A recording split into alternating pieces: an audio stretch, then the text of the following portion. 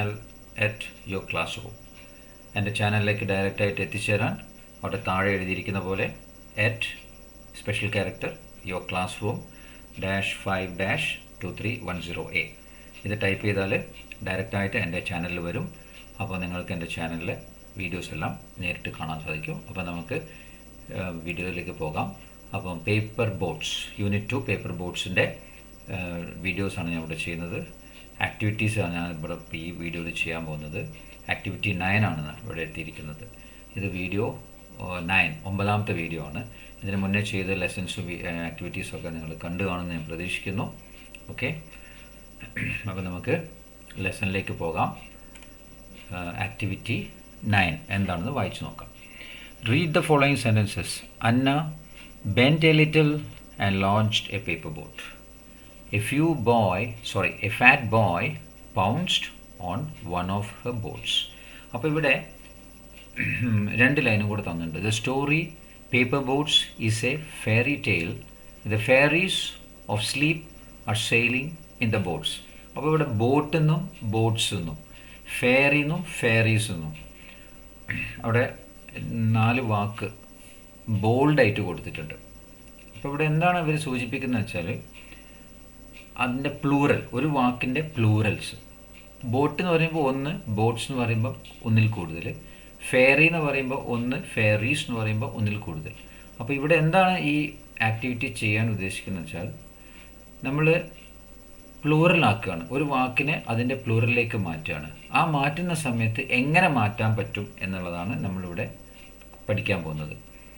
അപ്പോൾ ഇവിടെ നിങ്ങൾക്ക് ശ്രദ്ധിച്ചാൽ കാണാം, ബോട്ട് എന്നുള്ളത് ബോട്ട്സ് നോക്കുമ്പോൾ അവിടെ എസ് ചേർത്തു, ബോട്ടിൻ്റെ കൂടെ ആ വാക്കിൻ്റെ കൂടെ എസ് ചേർത്തപ്പം അത് പ്ലൂറലായി.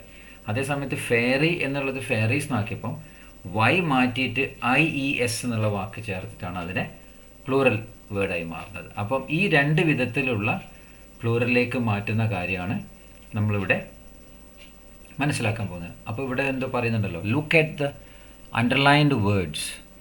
The word in the second sentence is the plural word in the first sentence. അപ്പോൾ അവിടെ മുകളിൽ ഞാൻ പറഞ്ഞ കാര്യമാണ്. In the first sentence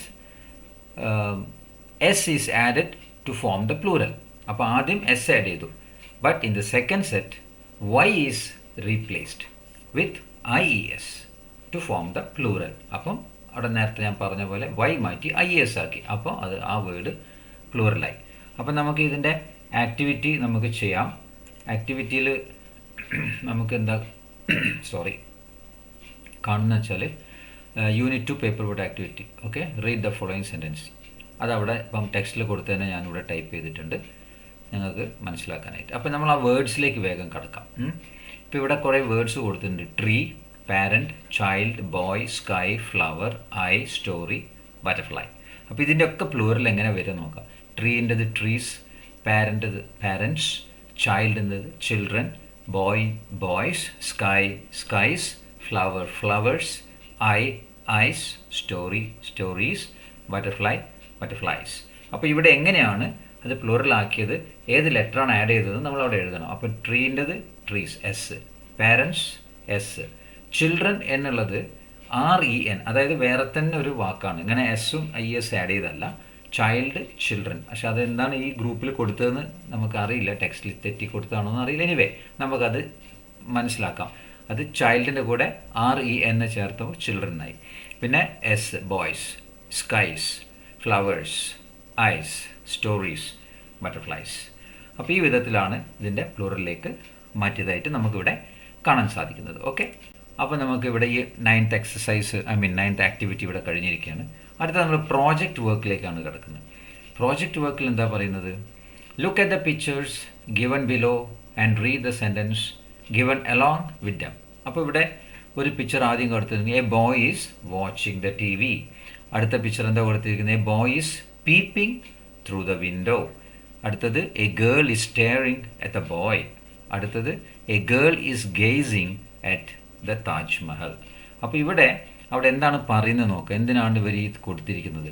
many words are used to denote different ways of looking at a thing or a person. അപ്പം ഇവിടെ പല വിധത്തിലുള്ള നോട്ടങ്ങളെക്കുറിച്ചാണ് അവിടെ സൂചിപ്പിക്കുന്നത്. അപ്പോൾ ആദ്യത്തത് a boy is watching the TV. അപ്പം വീക്ഷിക്കുകയാണ്. അപ്പോൾ അതൊരു നോട്ടാണ്. പിന്നെ അടുത്തത് a boy is peeping through the window. Boy വിൻഡോയിലൂടെ എത്തി നോക്കുന്നു, പീപ്പ് ചെയ്യുന്നു. അപ്പോൾ അതും ഒരു തരത്തിലുള്ള നോട്ടം. പിന്നെ a girl is staring at the boy, തുറിച്ചു നോക്കുകയാണ്, അതും ഒരു വേറെ തരത്തിൽ നോട്ടം.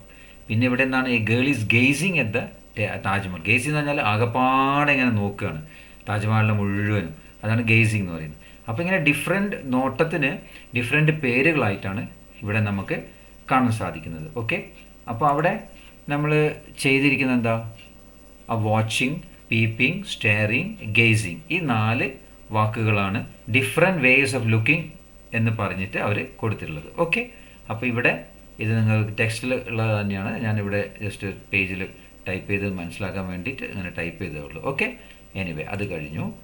ഇനി നെക്സ്റ്റ് എന്താണ് അവിടെ പറയുന്നത്, some words are given in the box, അതായത് താഴെ കൊടുത്തിരിക്കുന്ന പേജിൽ. Select the right word and complete the word web. Okay, അപ്പോൾ ഇവിടെ എന്താ പറഞ്ഞത്, നമ്മളിവിടെ കുറച്ച് വാക്കുകൾ കൊടുത്തിട്ടുണ്ട്. ആ വാക്കുകളിൽ നിന്ന് നോട്ടത്തിനെ ബന്ധപ്പെടുത്തിയിട്ടുള്ള വാക്കുകളെ എടുത്തിട്ട് ആ വെബ് അവിടെ കംപ്ലീറ്റ് ചെയ്യണം. ഓക്കെ, അപ്പോൾ നമുക്ക് അതിലേക്ക് കടക്കാം. അതിലേക്ക് കടക്കുമ്പോൾ അത് ഞാൻ ഇവിടെ ഇങ്ങനെ ചെയ്തിട്ടുണ്ട്. അപ്പോൾ നിങ്ങൾക്ക് ആ നോട്ടത്തിൻ്റെ ബന്ധപ്പെട്ടുള്ള വാക്കുകളെ ഞാൻ റെഡ് കളറിലാണ് ഇവിടെ ടൈപ്പ് ചെയ്തിട്ടുള്ളത്. അത് നമുക്ക് നോക്കാം. View 1, C 2, look 3, scan 4, observe 5, I 6, watch 7, inspect 8. അങ്ങനെ 8 വാക്കുകളാണ് ഇവിടെ കൊടുത്തിട്ടുള്ളത്. അത് നോട്ടത്തിനെയും ഒക്കെ ബന്ധപ്പെടുത്തിയിട്ടുള്ള വാക്കുകളാണ്. ഓക്കെ, അത് പല പല സന്ദർഭങ്ങളിൽ നമുക്ക് ഉപയോഗിക്കേണ്ട വാക്കുകളാണ് ഇതെല്ലാം.